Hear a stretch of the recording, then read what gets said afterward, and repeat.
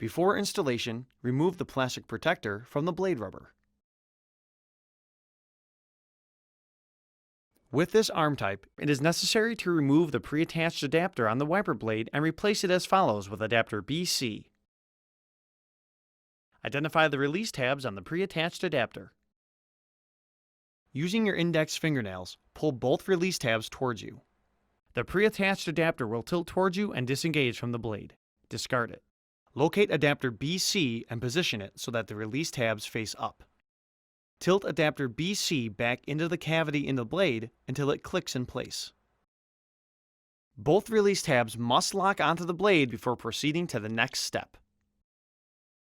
Hold the blade at a 90-degree angle to the end of the wiper arm and push it all the way onto the arm pin. Rotate the blade until the tab on the top of the arm straddles the top of the blade, locking it in place. The bent end of the arm tab must park in the long slot on the top edge of the blade. Before use, make sure the wiper blade and adapter are locked onto the wiper arm.